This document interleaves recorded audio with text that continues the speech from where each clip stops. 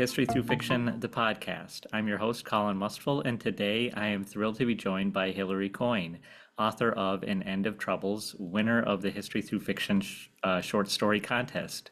Hilary, welcome. Hi, lovely to be here. I would like to start with Mary, Queen of Scots, really the central historical figure of your story. Now, I'm speaking as an American who I've heard of Mary, Queen of Scots, but I don't have any real background for who she is. So, could you first kind of talk a little bit about who she is in pop culture, who she's kind of come to be represented as, and then who she is historically and the significance she has for the UK? Okay. Well, she's the great niece of Henry VIII, who's one of our perhaps most famous historical figures. We're in 17th century here. We're in the midst of the Reformation, across across Europe, the religious Reformation of establishing Protestantism across Europe. Um, But in terms of pop culture, well, there's many references. I mean, I grew up with a rhyme, Mary Queen of Scots got her head chopped off, and that was almost really the starting point for me. She's sometimes confused with her cousin, the daughter of Mary of Henry VIII, who's known as Bloody Mary, and the two of them are both sometimes confused. But she's essentially the last um, monarch solely of Scotland. Her son will become both the King of Scotland and the King of England in 1603 when Elizabeth I dies. And so she's this sort of figure that sits at a change point, I suppose, of Scottish history. She was married to Francis II of France. She was supposed to be the Queen of France and essentially rule France from a distance. Rule Scotland from a distance. Her mother ruled there as regent while she was growing up, having her childhood in in France. But her husband Francis II dies very young when they're both still teenagers, and that precipitates her return to Scotland to take up her Scottish throne. Well, let's dive into your story a little bit then. Give us maybe a brief synopsis of the story and how you used it to share Mary, Queen of Scots' story. Yeah, so this is a point where a couple of years after returning from this idyllic childhood in the French court, Mary has returned after the death of her husband and her mother within very short space of time. She's returned to Scotland to be actively the Queen of Scots. She's still only very, very young, just 21. And it's a sort of a hopeful moment, I guess, at the beginning of her. She's been the Queen of Scotland since she was 6 days old when her father died, but she is really coming to do this now actively. And it's a sort of hopeful moment before really her life starts off on a track from the age of about 25 or so to go terribly wrong. That she's attending a wedding in a small town in central Scotland. This wedding itself is not necessarily a significant episode in her life, but it's in the town where I grew up, and that's really was the trigger point for me to write this story. It was a place that meant something to me, and the story itself is her attending this wedding at the castle and meeting a servant girl called Agnes, and looking at the landscape around the castle and the two streams. There are two streams that flow either side of the castle and then merge together, and they're known as the Burn of Care and Sorrow. And they were named. There is a legend that I grew up knowing of, and a legend that they were named by a princess who was locked up in the tower for wanting to marry a man that her father disapproved of.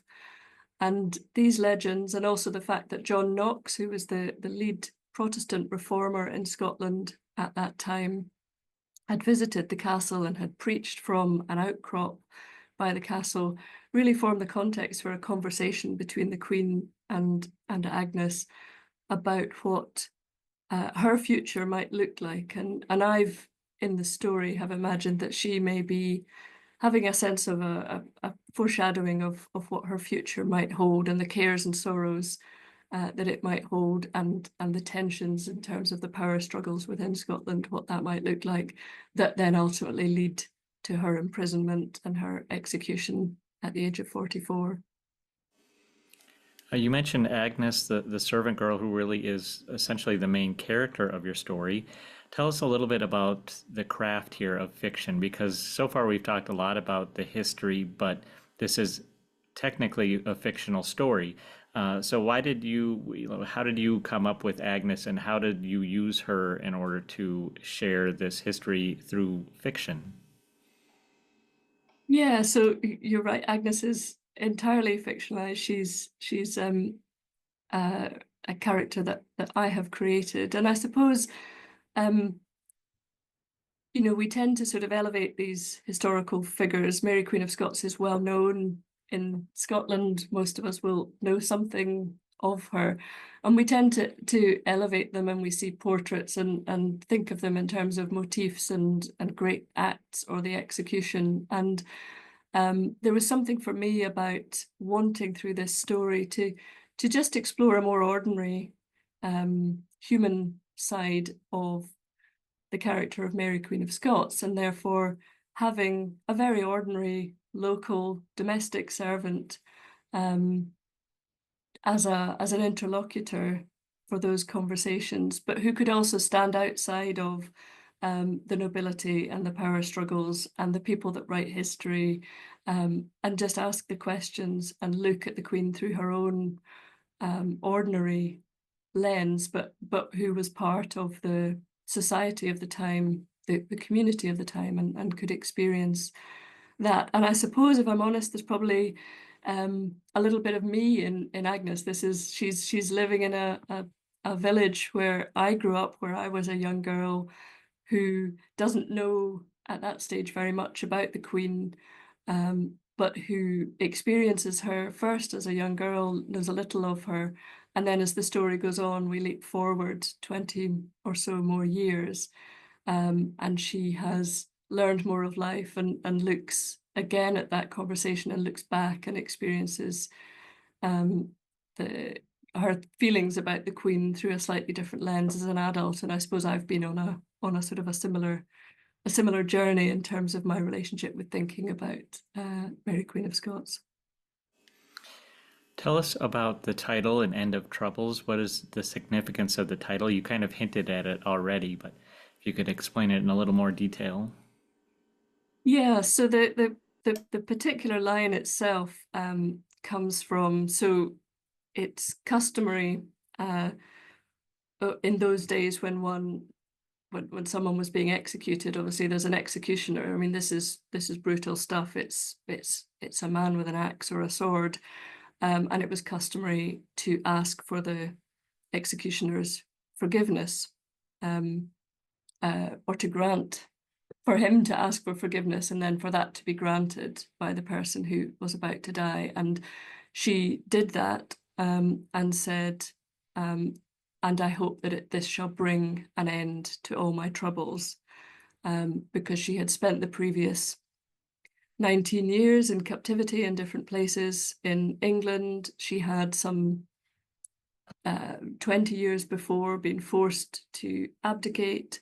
She hadn't seen her infant son since he was 10 years old, and she really has a very troubled life, even from before that point. And these are the cares and sorrows and the troubles that I'm sort of hinting at as she stands on the threshold of that next phase of life, which is really going to be quite fraught with difficulty. What about the broader theme? You mentioned the story of a woman who's held captive in one of the towers of the castle, and then, of course, everything that happens with Mary. So, what is the broader theme at play in this story? Well, I think for me there was something about power and who's holding it, how is it being wielded, and sort of what influence is it having. Um, and of course we've got John Knox, this very so the the Reformation played out in different ways in different parts of Europe. It was different in Scotland than it was in England, and he's this very hardline um, Calvinist reformer, and he had published this treatise uh, called The First Trumpet Against the Monstrous Regimen of Women. And this was really that he felt that women, female monarchs, were just unnatural and against what the Bible decreed to be the way that things should be. So we've got the experience of women from monarchs to ordinary women playing out. And Mary Queen of Scots she's got this context. She's got the all the men, the Scottish nobles who are trying to cleave to power in Scotland, and she's buffeted by all of these forces and trying to sort of chart her course. And of course, she's also got some designs on power. Her actual main aim, although it doesn't come out in this story, but her aim through life is to be named as Elizabeth I's successor and be able to also hold the throne of England as well as the throne of Scotland. It's the much larger, more powerful nation. So to that sense, she's not entirely, sort of separated from this power struggle that's going on. Let's talk a little bit about you. Tell me about your journey as a writer. Where did it start, and kind of where is it going? Well, this phase of my writing, if you like, is in some ways relatively recent. I've been writing primarily short stories and even shorter pieces, some flash fiction for about 5 years, so relatively recent. But stories have been part of my my life for a long time. I'm a very keen reader. I wrote at school and university, but it's really only in that recent time that I sort of found the voice that I wanted to have in my writing, and it felt like the right time to write. So, um, as I say, primarily short stories, but I am working on a novel, a first attempt at a novel at the moment. And I write not solely historical fiction, but contemporary and sometimes folklore as well. So I've been working on different genres, and I'm really sort of still learning and practicing the craft, I suppose. Well, tell me a little bit more about that because it seems like, tell us about some of the other stories you've had published, and it seems like you have had some success here, even though you kind of talk about this being a learning process. Are you surprised by some of the success? Where did your lessons come from? How did you find that voice? Can you explore that a little bit? Hmm. Um, yeah, so I've had I think well, with this one I think it'll be 8 or 9 stories published.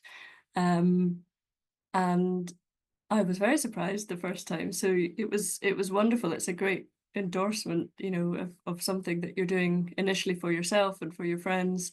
Um, and so I've had stories published that are retellings of fairy tales. One that's a sort of Scottish folklore type story, a little horror story, and also contemporary stories as well. One that was a finalist in the Scottish Short Story Award is set in Edinburgh, where I lived for 20 years, and which is really sort of home in some ways to me. Um, and yeah, I mean, I guess I write what I like to read. There's often a speculative element to my stories. There is a little bit in this one as well, something that just sits on the edge of realism, I suppose, and that speaks a little bit to my reading habits, the things that I like to read. Um, And so yes, I just